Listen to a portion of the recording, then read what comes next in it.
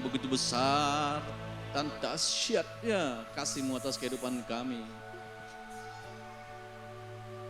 Maka lidah kami mengatakan, how great Thou art. Betapa besarnya kebesaran-Mu atas kehidupan kami. Terima kasih Tuhan. Terima kasih Tuhan. Oh, terima kasih Bapa. Haleluya. Heavenly Father, thank you for your presence. Heavenly Father, thank you for your presence coming here. Lord Jesus, we give our praise to you. Lord Jesus, thank you, thank you. Terima kasih Tuhan Yesus. Terima kasih.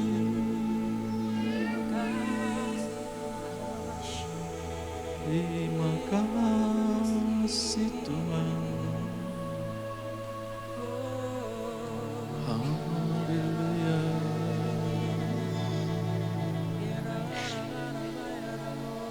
Haleluya.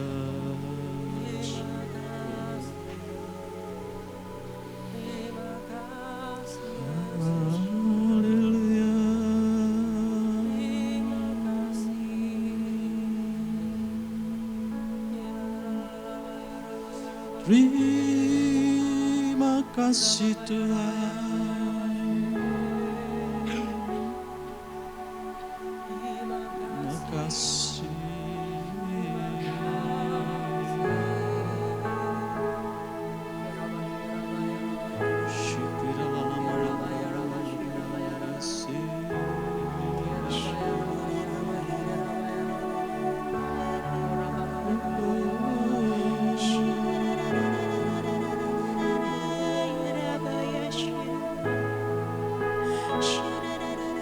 Terima kasih.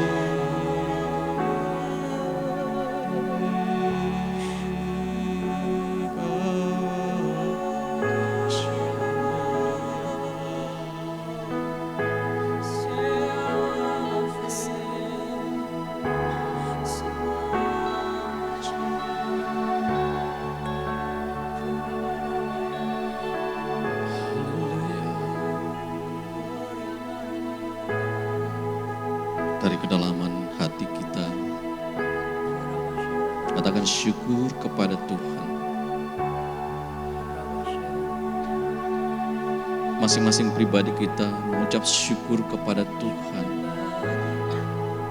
yang telah mengatur seluruh keberadaan hidup kita. Masing-masing kita diselamatkan, diberikan kasih karunia, diberikan penebusan, pengampunan yang luar biasa atas segala kesalahan, atas dosa-dosa, atas pelanggaran yang kita lakukan. Di hadapan Tuhan, Dia beri pengampunan. Dia bebaskan kita dari segala kutuk. Dia lepaskan kita dari segenap kutukan nenek moyang. Kutukan-kutukan yang selalu membuat kehidupan kita tidak baik. Hidup senantiasa dalam kemurkaan Tuhan.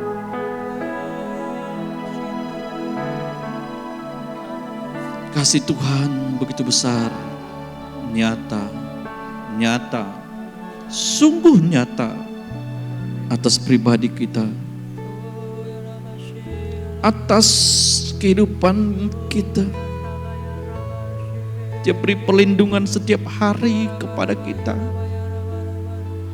Dia berikan keselamatan atas kehidupan kita.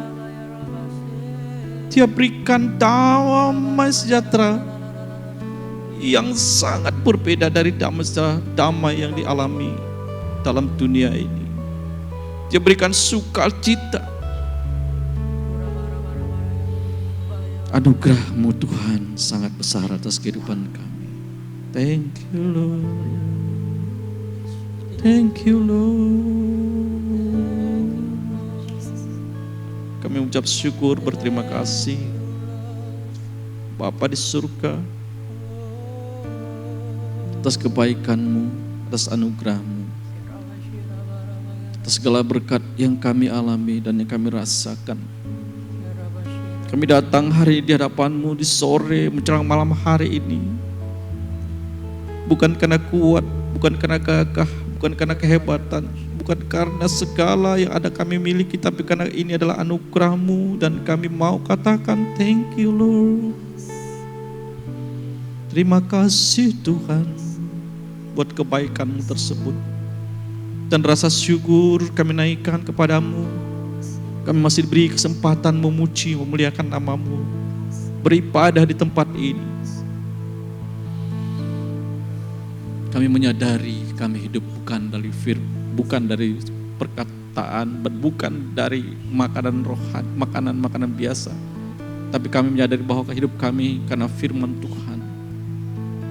Kami perlu firman Tuhan. Kami perlu kasih-Mu Tuhan. Kami butuhkan firman Tuhan yang akan menyegarkan kehidupan kami. Berfirmanlah kepada kami Bapa saat yang terindah ini.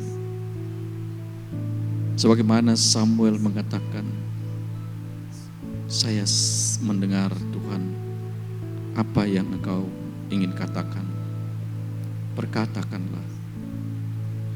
Sebagaimana Samuel kecil mendengar panggilan Tuhan dan berkata, iya Bapa, silakan berkata-katalah, berfirmanlah. Saya siap mendengarkan. Terima kasih Bapa di surga yang percaya bahwa kehadiran-Mu, kehadiran Roh Kudus di tempat ini telah membebaskan kami, telah meluputkan kami dari segala hal yang tidak baik. Dan kuasa-Mu Tuhan mengalahkan segala kuasa-kuasa si jahat. Dan kuasa si jahat telah dipatahkan, taklukkan di dalam nama Tuhan Yesus. Terima kasih Bapa, terima kasih. Kami siap mendengar firman-Mu, berfirmanlah. Dalam nama Tuhan Yesus kami berdoa. Mari yang percaya katakan amin. Haleluya. Silakan duduk Bapak Ibu. Terima kasih tim Praise and Worship. You may sit down and take a seat nicely. Dan terima kasih juga Bapak Ibu jemaat Tuhan yang hari ini boleh beribadah bersama dengan kita di ibadah sore menjelang malam hari ini. Shalom. Bapak Ibu sekali lagi shalom. Haleluya. Karena ketika saya katakan shalom berarti ada damai sejahtera buat kita semuanya. Bapak Ibu yang memiliki damai sejahtera pasti akan merespon dengan suara yang sama. Jadi kalau Bapak Ibu gak punya damai sejahtera maka itu tidak akan terkonek dengan Bapak Ibu, dengan kita semuanya. Jadi ketika ada seseorang mengatakan shalom dan itu memang alkitabiah. Ya, berarti kita mendapatkan damai sejahtera yang daripada Tuhan. Jadi Bapak Ibu, ketika ada seseorang siapapun, dan saya juga membiasakan diri siapapun yang mengatakan, memang ini perkataan shalom itu kan dari bahasa Ibrani. Ya boleh dikatakan halo atau shalom yang artinya kurang lebih damai sejahtera menyertai kita semuanya. Baik Bapak Ibu yang terkasih dalam Tuhan, saya bersyukur berterima kasih pada tim penggembalaan, terutama Ibu Penatua, Pendeta Ernawati, dan suami tentu ada di depan ini kita. Makasih memberikan kesempatan dan juga kepada Babe yang hari ini tidak bersama-sama dengan kita, dalam masih bersama mungkin berada di luar kota, dan kepada Bapak Ibu yang setia hadir juga pada saat ini, tentu ini adalah hal yang luar biasa. Ya.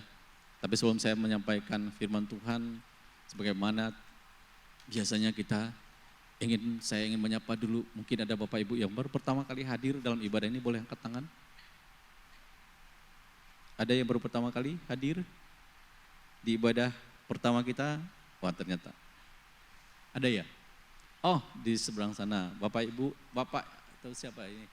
Ya terima kasih, boleh bangkit berdiri dan saya akan berdoa. Selamat datang dalam ibadah di Gereja Mazmur 21 ya.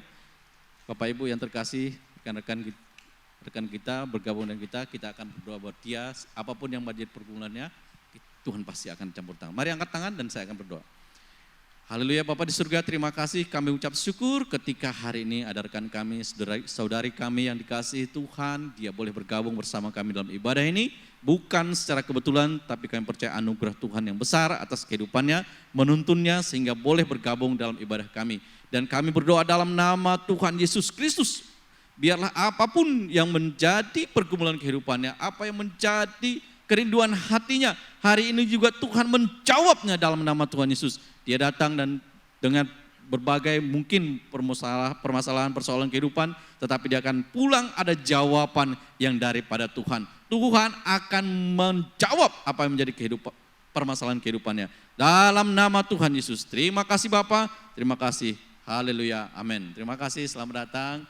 Kiranya Tuhan memberkati buat rekan kita yang baru pertama kali bergabung.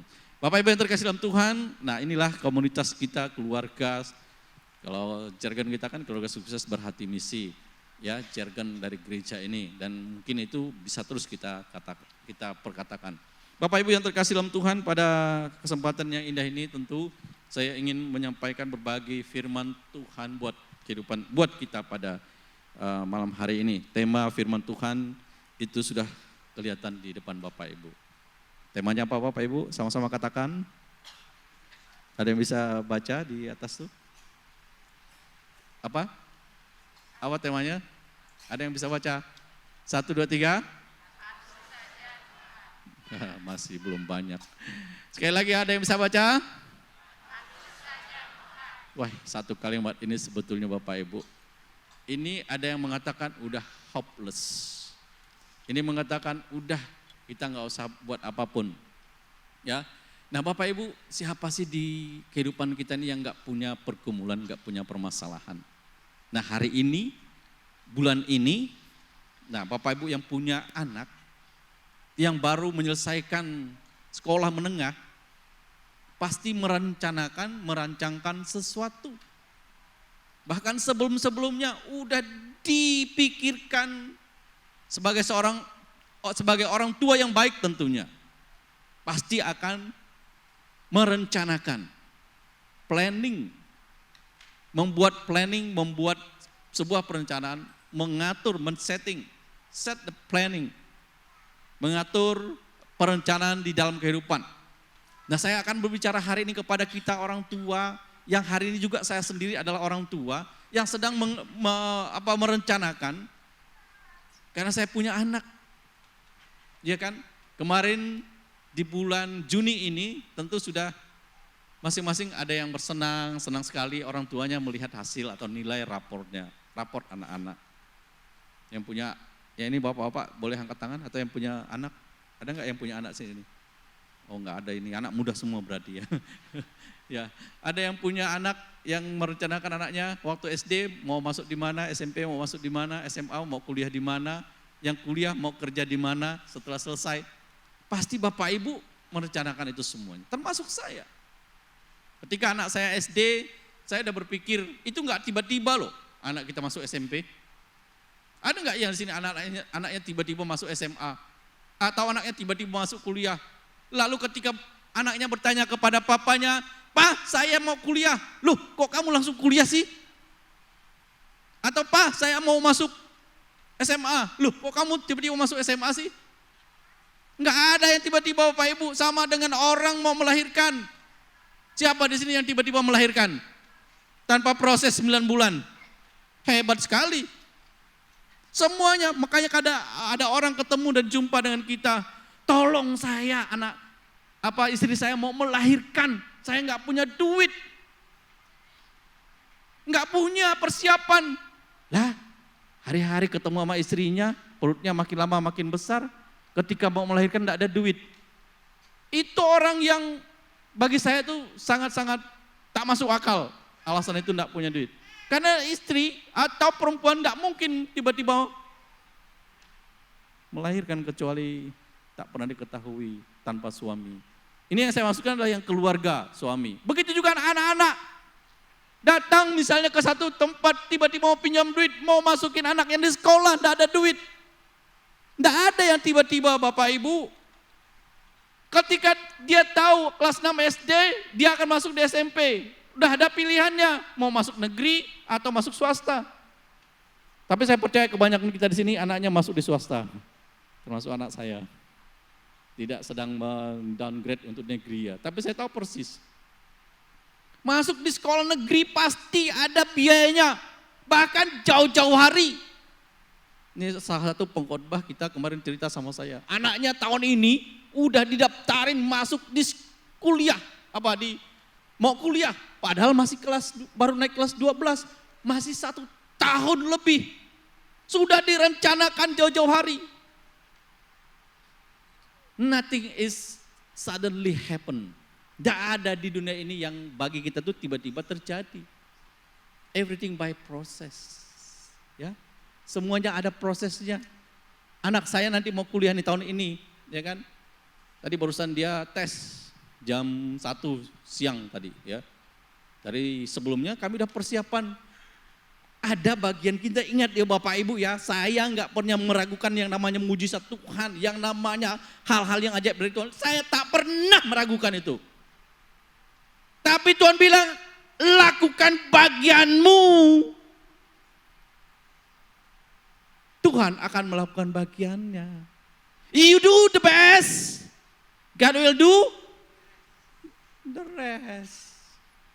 Lakukan bagian kita yang paling terbaik. Kalau situ sudah mentok, tak mampu, ya sudah, atur saja.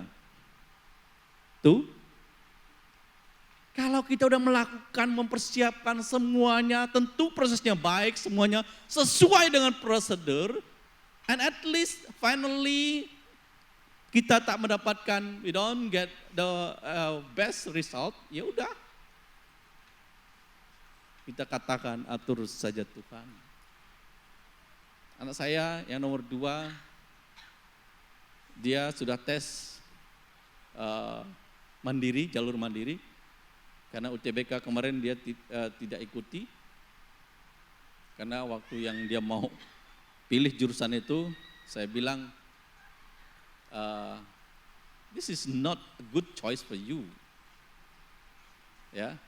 Itu bukan pilihan yang baik buatmu. Karena saya tahu papa ini paling tidak paham yang namanya jalur-jalur pendidikan.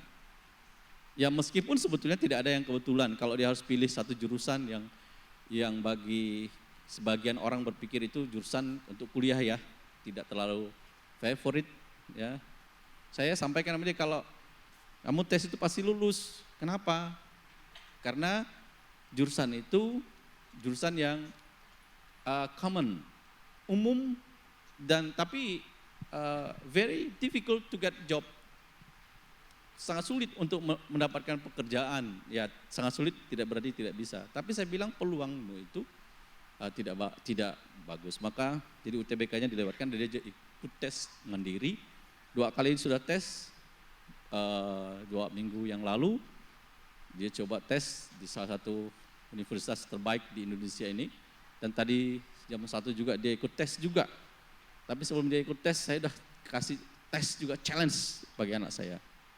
You prepare my sermon sebelum. Tahu nggak Bapak Ibu? Sebelum dia tes tadi beberapa waktu yang lalu, saya bilang, saya minta kamu buatkan khotbah papa. Nah hari ini dia yang buat nih. Ya, tapi saya kasih tema dan kasih firman Tuhannya. Jadi saya ada jauh hari pikir nyampaikan firman Tuhan. Atur saja Tuhan. Belajar mempercayakan hidup sepenuhnya kepada Tuhan. Kita boleh men-setting dalam kehidupan. Next slide. Dalam kehidupan kita sering kan membuat banyak rencana seperti yang saya sampaikan tadi, termasuk rencana buat sekolah. Tidak ada yang tiba-tiba loh. Sekali lagi, anak-anakmu kalau mau sekolah, kalau kamu bilang tiba-tiba itu berarti you are not good parents. Anda bukanlah orang tua yang baik. Kalau nggak tahu anakmu mau sekolah di mana, ya. Kita merencanakan pendidikan, pekerjaan, seperti saya katakan tadi, selesai anak pendidikan, dia mau bekerja, kemudian setelah bekerja, kan siklus kehidupan kita kan begitu ya. Kita dilahirkan, maka ketika sebelum usia pendidikan yang bagus itu 5 tahun sudah masuk di TK, kemudian masuk SD, masuk kalau kita ini ada SMP, masuk SMA, kemudian itu kuliah. Enggak ada yang tiba-tiba loh Bapak Ibu ya. Nah kemudian setelah selesai, pasti kita ingin bekerja. Lulus di salah satu perguruan tinggi misalnya terbaik yang bagus dengan hasil yang maksimal, yang bagus.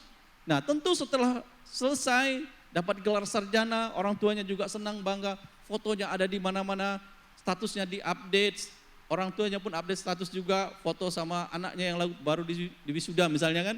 Nah pasti dia ingin bekerja, setelah bekerja tidak ada di sini yang saya nggak tahu kalau normal, if you are man or if you are boy or girl and you are normal, pasti in certain age, usia tertentu, you will get married. Is that right? Pasti akan menikah, betul tidak? Atau ada di sini yang tidak mau menikah? Kalau hidupnya itu udah punya pekerjaan, selesai udah kuliahnya, dapat pekerjaan, lalu tidak ada niat mau berkeluarga. Wow, it's better for you not to live here in Pontianak. You may live in other places. Tak usah tinggal Pontianak aja, ya kan? Pontianak kita tinggal di Kalimantan Barat di Indonesia ini, Kalimantan apalagi itu masih luas sekali. Berkeluargalah, penuhilah bumi. Itu prinsip perintah Alkitab. Tidak baik manusia itu hidup seorang diri. Maka dia harus berkeluarga, memenuhi perintah. Kata Bro Johan itu adalah instruksi Tuhan tadi pagi kan. Nah itu adalah instruksi, perintah Tuhan untuk kita berkeluarga.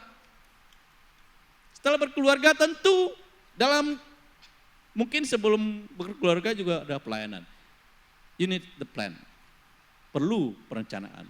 Namun kenyataannya kadang-kadang tidak semua berjalan sesuai dengan harapan kita. Betul tidak Bapak Ibu? Ketika rencana gagal, tadi ada yang cita-cita mau masuk perguruan tinggi yang terbaik bagi anak-anak, atau mau pekerjaan terbaik setelah selesai kuliah, atau kita mau bahwa kehidupan kita lebih baik, kita rencanakan sesuai, detailnya kita ikuti, finally we afford. Kita gagal. Lalu kita menjadi takut. Ada yang kecewa terlebih berat kecewa sama Tuhan. God, you lied to me. Tanyalah kan Tuhan, bilang Tuhan bohong. Ada yang bahkan kehilangan, setelah kecewa pasti kehilangan arah. That's normal. Itulah manusia normal, Bapak Ibu. Yang saya sampaikan ini juga sebetulnya terjadi dalam kehidupan saya. Next. Kita baca dalam Amsal pasal 3 ayat 5 sampai 7. Boleh kita baca bersama-sama Bapak Ibu? Yang bisa baca katakan amin. Tidak semuanya bisa baca ya. 1, 2, 3 katakan amin. 1, 2, 3 kita baca Amsal 3 ayat berapa? 5 dan 6. 1, 2, 3. Percayalah kepada Tuhan dan akuilah Dia dalam segala lakumu, maka Ia akan meluruskan jalanmu. Let's take a look in this chapter. Mari kita perhatikan dalam Amsal 3 ayat 5, ayat 6 ini dikatakan percayalah kepada Tuhan. Sometimes we believe in God, but not with your full heart. Katakan segenap hati. Gimana segenap hati itu ya Bapak Ibu? Tidak ada ragu lagi lah. Udah, percayalah kepada Tuhan dengan segenap hatimu. Ya, jangan bersandar kepada pengertianmu sendiri. Sometimes, ya memang betul tadi saya katakan. We must do our best. Saya merencanakan apa yang ingin saya capai, karir saya. Kadang-kadang saya jumpa sama orang ya, ini bapak ini pegawai negeri, pendeta, pengusaha, pembicara, atau apa? Ya, saya ada di sana. Jadi di birokrasi kita paham juga karena saya memang ada di sana.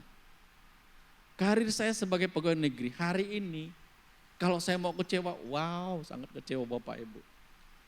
Saya sebagai pegawai negeri sih belum begitu lama, baru 16 tahun. 16 tahun. Tapi saya melihat ada teman-teman saya belum 15 tahun, kalau kami di pegawai negeri itu memang tidak bisa tiba-tiba. Prosesnya selalu, semua ada step-step yang tak bisa dilompati. Tapi kadang-kadang menurut kita nggak bisa, ada orang lain bisa melewati itu dan rasanya kita tidak bisa terima secara pribadi.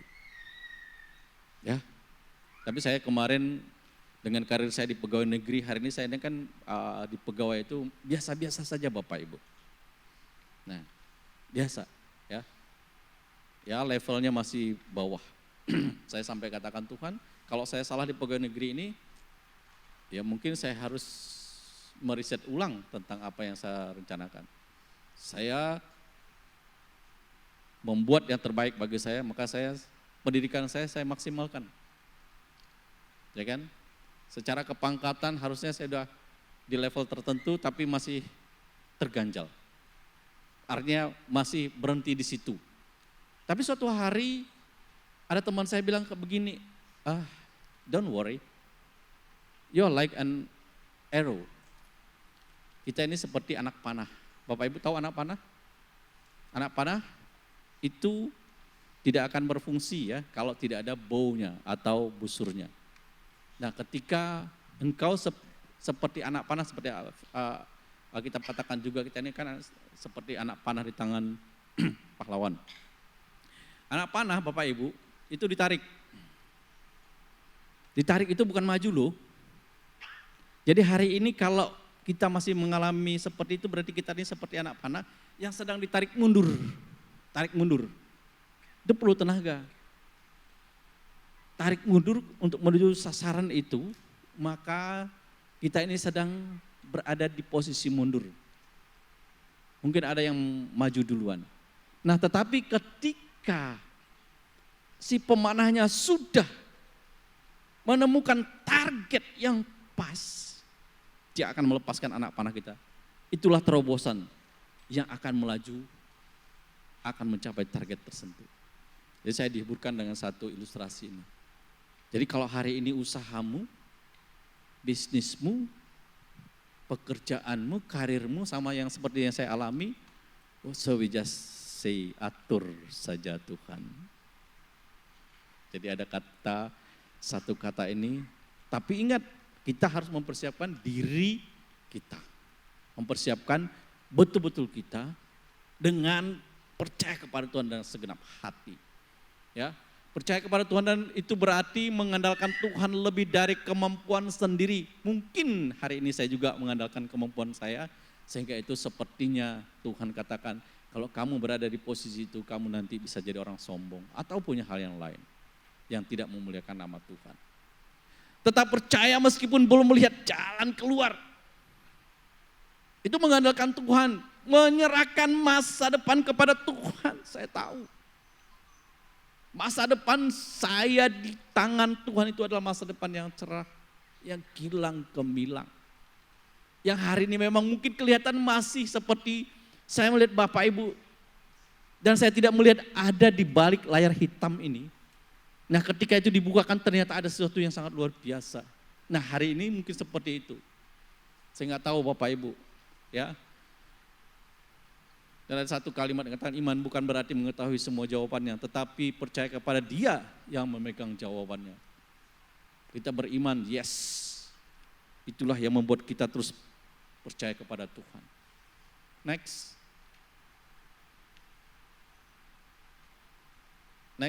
Ya. Mengapa kita sulit percaya? Kadang-kadang ini yang terjadi Bapak Ibu. Banyak orang sulit menyerahkan hidupnya kepada Tuhan karena ingin mengendalikan semuanya sendiri. Nah inilah yang terjadi, mengendalikan sendiri, ya kan, dengan kepandaian sendiri. Ada banyak lagi yang mengandalkan orang lain.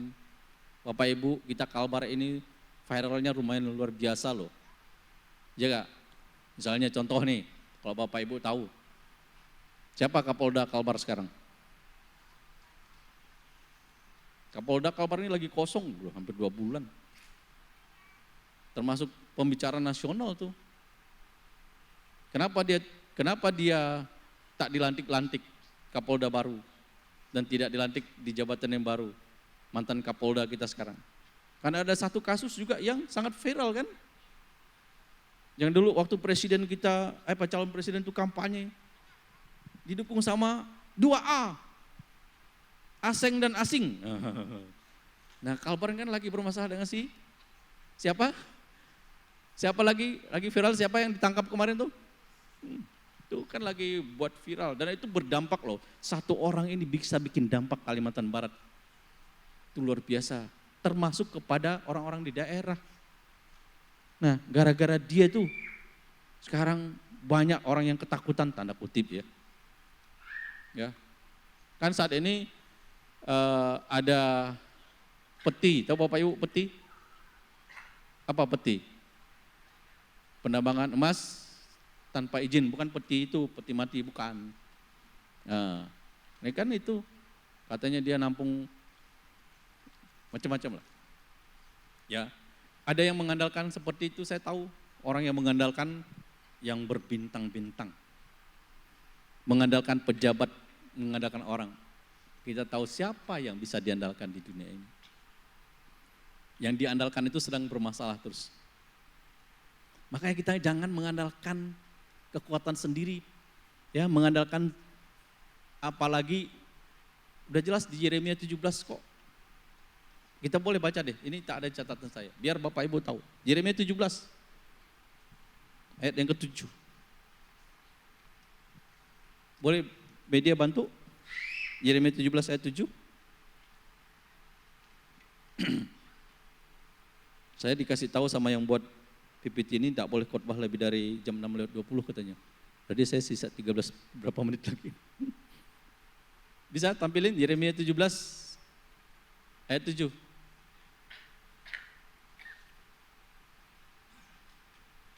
Bapak Ibu bisa baca?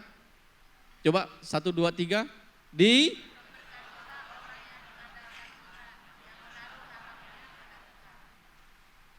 lanjut lagi ayat 8. Ayat 8, ayat 9, oke. Oh enggak, berarti dia ayat 5. Ayat 5, mundur ayat 5.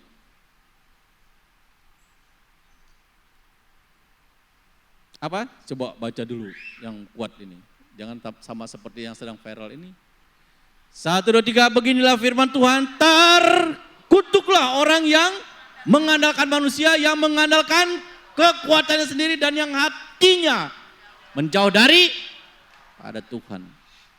Banyak ya seperti ini Bapak Ibu, mengandalkan kekuatan sendiri, mengandalkan kekuatan orang, hatinya menjauh daripada Tuhan. Alkitab katakan, curse, itu bahasa Dayak akhir. Curse itu artinya terkutuk. Jadi kita nggak perlu andalkan Tuhan senantiasa. Oke, next slide. Next slide. Ini ada berapa lagi nih? Tuh, bahaya bersandar kepada pengertian sendiri. Saat kita hanya mengandalkan diri sendiri, mudah khawatir. Bapak Ibu tadi yang saya sampaikan A itu, ya, kalau mengalami seperti itu pasti khawatir, panik, dan tidak pernah bisa bersyukur. Lalu mudah kecewa ketika rencana berubah. Kita terbatas, tetapi Tuhan tidak terbatas. Apa yang terlihat mustahil bagi manusia, tetapi mungkin bagi Tuhan. Andalkan Tuhan senantiasa tadi. Next slide. Tuhan mengetahui jalan kita.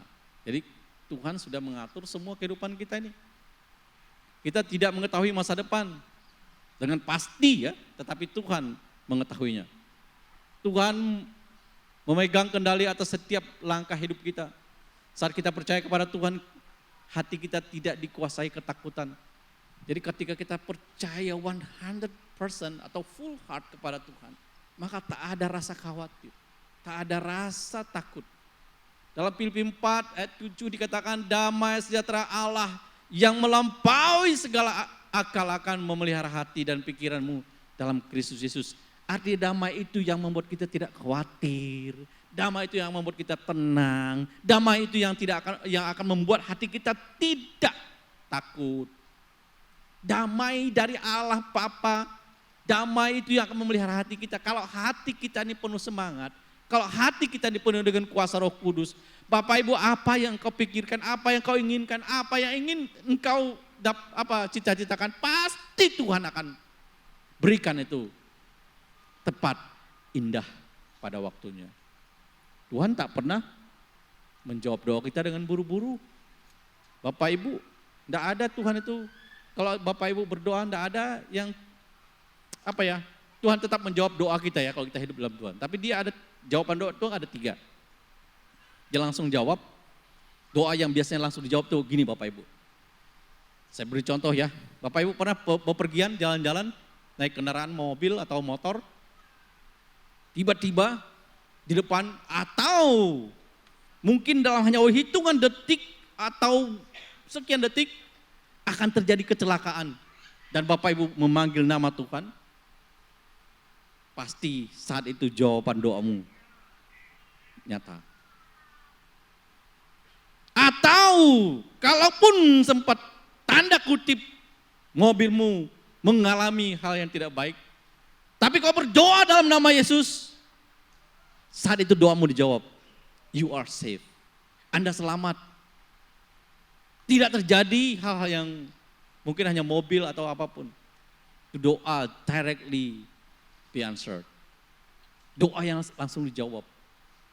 Ada doa yang kata Tuhan tunggu. Ketika engkau berdoa ingin beli pesawat terbang misalnya, bisa enggak langsung dijawab? Ya, Thomas beli pesawat terbang, bisa enggak kira-kira jawab? Kalau dia sungguh-sungguh bisa aja sih, tapi kamu harus siapkan dulu lapangan terbangnya, landasannya kan. Ya gitu, siapkan dulu pilotnya siapa, pasti adalah, duitmu paling enggak pasti banyak dulu. Tapi ada juga doa yang dijawab dengan cara yang lain. Misalnya Bapak Ibu, kita berdoa, ya, berdoa minta rumah misalnya kan.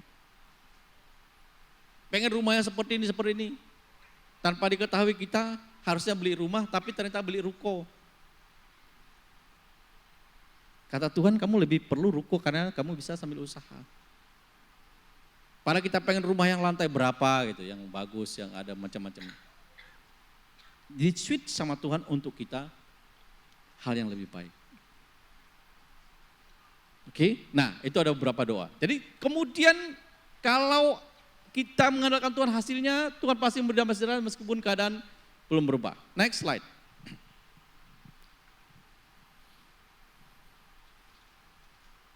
Bayangkan seseorang sedang naik pesawat. Nah ini Bapak Ibu, ini yang pernah naik pesawat tahu sendiri.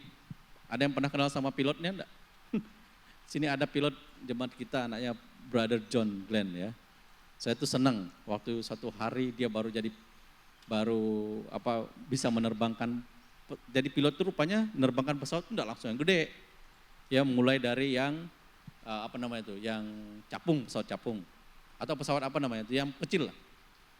Yang baru satu balok di sini di atasnya. Yang 2 kemudian dia udah mulai bisa menerbangkan yang baling-baling misalnya. Yang penumpangnya sudah di atas 20. Nanti kalau yang 3 dia bisa bawa pesawat yang lebih besar lagi. Nah kita kalau naik pesawat Bapak Ibu kan enggak pernah tanya siapa itu pilotnya, co-pilotnya. Paling pilotnya memperkenalkan diri waktu kita di pesawat kan. Kita akan menuju ke satu tempat dan kita percaya aja dari Pontianak menuju Singapura misalnya. Kayak kawan-kawan yang hari ini ada, jadi berangkat dah ya.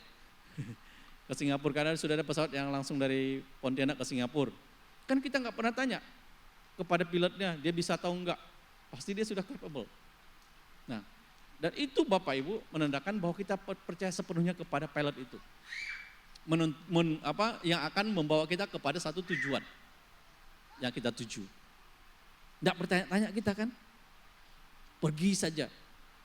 Kalaupun nanti di dalam pesawat ada yang namanya getaran, kemudian ada yang namanya seperti apa? Mau apa itu ya? Coba Bapak Ibu, saya sih bersyukur ya. Naik pesawat itu sudah ya mungkin di atas 100 kali ada lah kali ya. Mengalami turbulensi atau menginap di tempat yang lain, mau mendarat di bandara Supadio nggak jadi, udah mendarat naik lagi, ya kan, mutar-mutar di Supadio itu, kemudian harus mendarat di Palembang misalnya. Ya, saya bersyukur, berterima kasih dari sekian banyak perjalanan, ya, pernah dari mana, dari Israel ke dari sini ke Jakarta, Dubai, Mesir sampai ke Israel dan sebaliknya balik ke sini, nggak pernah mengalami seperti itu. Atau pernah ke satu tempat yang lain dan saya sangat bersyukur, nggak pernah dan saya berdoa nggak akan pernah mengalami yang namanya tiba-tiba pesawat mengalami jatuh. Wah, iya kan? Tapi kalau kita percaya sama Tuhan, perjalanan selalu disertai. Enggak juga saya mengatakan bahwa yang lain itu enggak disertai Tuhan. Karena kan beberapa kali teman-teman di sini nih mau turun di Supadio, enggak tahunya turunnya di Palembang atau di Batam yang paling dekat kan. Herannya enggak bisa dia mau dia turun di Singkawang. Mungkin karena enggak bisa pada dekat Singkawang atau cuacanya sama. Ya, Bapak Ibu, kalau kita percaya bahwa pilot itu yang membawa kita, sama seperti demikian juga hidup kita, ketika Tuhan yang pegang kendali, bahwa Dia yang akan menuntun kehidupan kita menuju masa depan yang baik. Sama dengan kita naik pesawat, kan itu pilot yang pegang kendalinya. Ya, nah dalam kehidupan kita, like that, trust Tuhan dengan sepenuhnya. Next. Tuhan menetapkan langkah kita. Boleh kita baca dalam Mazmur pasal yang ke-37, ayat yang ke-23. Di depan ini sudah ada. Ini perkataan firman Tuhan. Coba kita baca sama-sama. 1, 2, 3. Tuhan menetapkan langkah-langkah orang yang hidupnya berkenan kepadanya. Ada ayat selanjutnya, apabila ia jatuh, ia tidak sampai tergeletak. Sebab tangan Tuhan menopangnya. Nah hari ini kita ambil Tuhan itu sudah menetapkan langkah-langkah Bapak Ibu. Tuhan sudah men-setting kehidupan kita masing-masing. Tidak pernah ada yang tidak pernah ada sesuatu yang secara datang kebetulan. Tapi God has planned for you. Jadi Tuhan itu sudah menetapkan langkah-langkah kita. Artinya Tuhan memimpin arah hidup kita. Dia memimpin arah hidup saya, dia memimpin arah hidup Bapak Ibu. Tuhan itu membuka pintu yang tepat.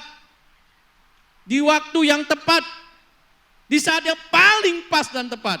Meskipun dalam kehidupan kita ada banyak orang berusaha menutup pintu berkat buat kita. Tapi kalau kita mengandalkan Tuhan, pintu-pintu boleh ditutup sama orang. Tapi ketika Tuhan berbicara, maka gerbang berkat pasti dia akan buka buat kita. Pintu-pintu orang lain boleh tutup. Tapi kalau kita hidup berkenan kepada Dia, Dia akan buka gerbang berkat buat kita. Mana lebih besar, pintu apa gerbang?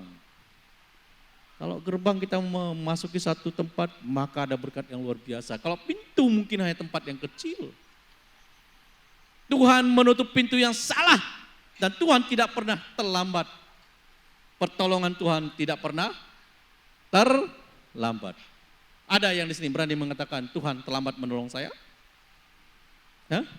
Padahal Tuhan selalu mengatakan pertolongan yang tepat pada waktunya. Kadang penolakan yang kita alami justru adalah perlindungan dari Tuhan. Kadang-kadang yang tidak sesuai dengan rencana kita, itu adalah sebetulnya perlindungan Tuhan. Next, selanjutnya. Bapak Ibu, nah ini bagaimana membiarkan Tuhan mengatur kehidupan kita, tentu harus berdoa sebelum mengambil keputusan. Lihat, libatkan Tuhan dalam setiap rencana kita, baca firman Tuhan. Ya, selalu dikatakan baca firman Tuhan. Kalau tentang ini Bapak Ibu saya berkali-kali sampaikan, baca firman Tuhan. Jangan pernah bosan baca, ya. Baca firman Tuhan.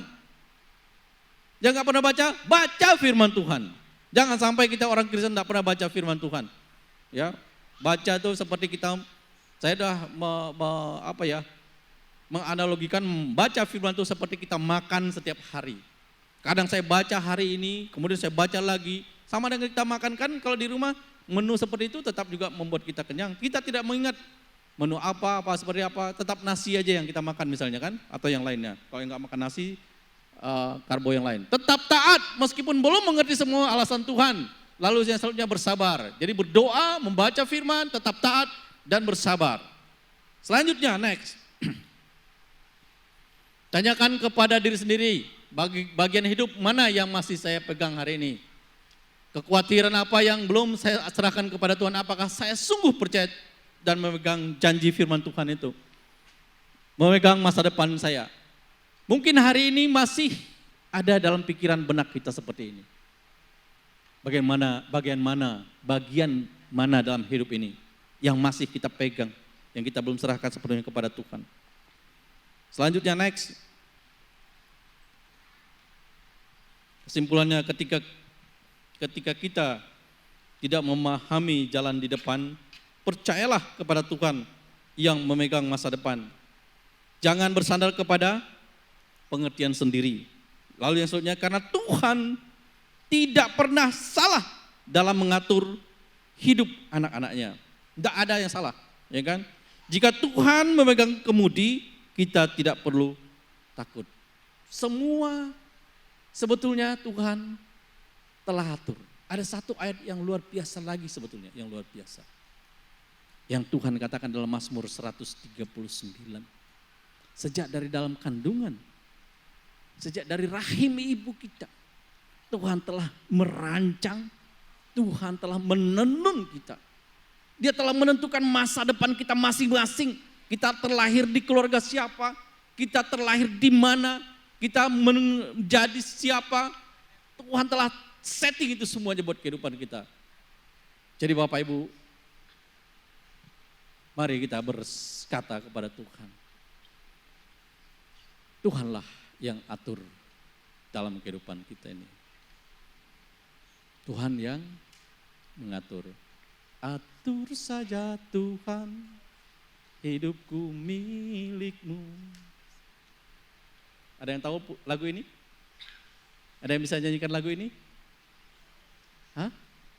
Ada yang bisa lagu ini? Lagu ini lumayan viral nih di TikTok, di medsos. Saya ketemu beberapa orang Bapak Ibu ketika terutama ini ya, para pengusaha. Teman-teman saya itu ada beberapa pengusaha, ya termasuk pengusaha lumayan besar. Kalau seseorang punya perusahaan tambangnya lebih dari satu, tambangnya batu bara, tambangnya bauksit, itu ngurus izinnya nggak gampang Bapak Ibu. Perlu banyak perjuangan. Kata orang yang di DPM PTSP yang ngurusnya itu dulu saya ingat, kalau ngurus barang ini nangis darah, selain uang banyak keluar, macam-macam. Dan saya ketemu sama satu pengusaha, kalau lagi ada masalah dia bilang, sudah atur saja Tuhan, hidupku milik-Mu. Ketemu sama satu lagi juga sama seperti itu, kalau anak-anak Tuhan selalu bilang atur saja Tuhan, jadilah sesuai dengan kehendak-Mu. Hidupku ini hanya bagian kecil saja masalah yang kuhadapi. Ketika aku berserah kepadamu, Tuhan Engkau yang mengatur. Jadi ketika dia katakan seperti ini, maka dia mengalami kelegaan. Haleluya. Tapi sebelum saya ingin kita nanti naikkan lagu ini ya, pujian ini. Tapi sebelumnya saya ingin kasih lihat dulu kepada Bapak Ibu beberapa foto yang mudah-mudahan nanti bisa memotivasi kita untuk semakin kuat di dalam Tuhan. Karena ini penting juga. Nah, ini foto-foto. Ini foto kami Komsel, seragam ya, merah. Dress code-nya merah ya. Nah, ini habis Komsel ada makan-makan dikit. Ini Komsel Bapak Ibu. Di Komsel itu kita cerita, Komsel kami komsel kami itu unik. Kami kadang-kadang enggak pakai gitar, enggak pakai gini, kami langsung pakai live nyanyi. Maka beberapa lagu putar di media TV yang besar, lalu kita nyanyi sama-sama di situ.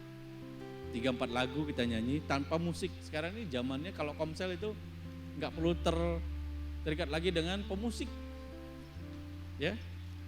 Ada speaker di rumah, kan biasa beberapa rumah itu ada speakernya, ada ada televisinya, kemudian ada, yang penting ada internet ya.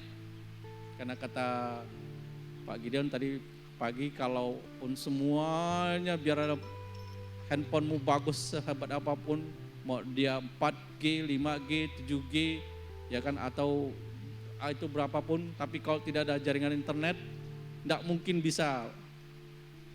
Sehebat apapun HP kita tidak fungsi katanya. Nah gitu juga televisi kita apa segala. Nah kita komsel. Tapi tidak ada suara, ini boleh dibuatkan suaranya deh. Ini komsel kami, Happy Family namanya. Tak ada suara kah? Shalom, ayo kita komsel supaya iman kita bertumbuh dan menjadi keluarga kerajaan Allah. Ayo kita komsel, komsel, komsel, komsel. Nah ini komsel kita, komsel yang kami rekam hari Rabu yang lalu. Ya, ngajak kita komsel Bapak Ibu.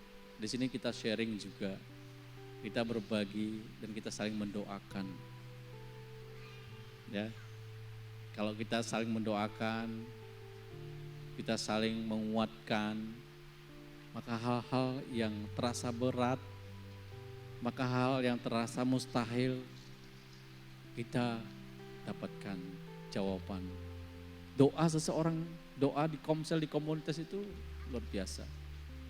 Nah bagi hari ini yang masih cuek sama komsel, ayo gabung sama komsel.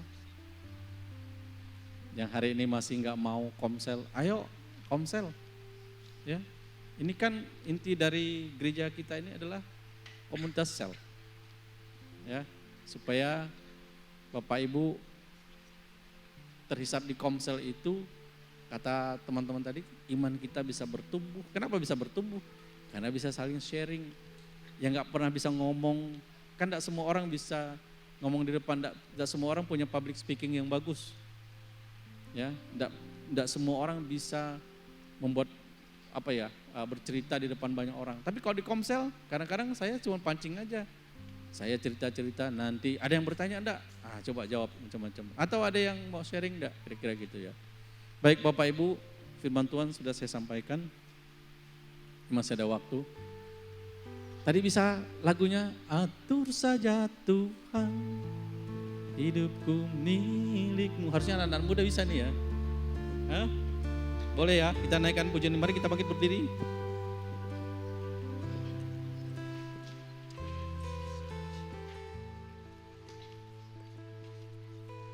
Kita naikkan rapnya saja, supaya kita tahu bahwa hidup kita ini ada yang mengatur. Haleluya. Atur saja Tuhan, Hidupku milikmu. Kau pegang semua masa depanku. Kau Pegang semua masa depan. Atur saja Tuhan. Atur saja Tuhan langkah dan hidupku. langkah dan hidupku. Kau pimpin selalu dalam terang-Mu.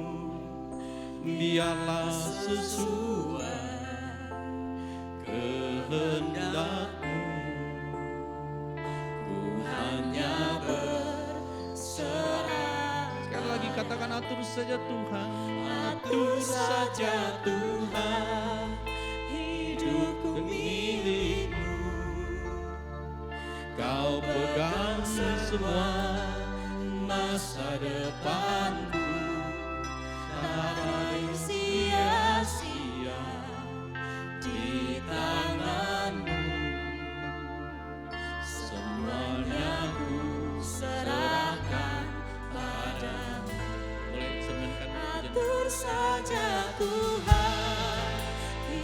hidupku milikmu. Kau pegang semua masa depanku. Atur saja Tuhan langkah hidupku.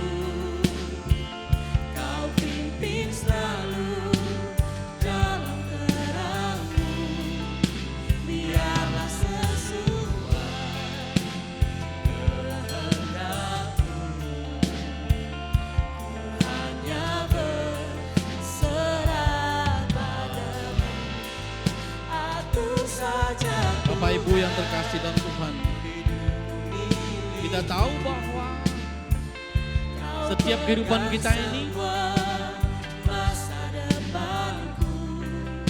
tidak pernah ada yang secara kebetulan.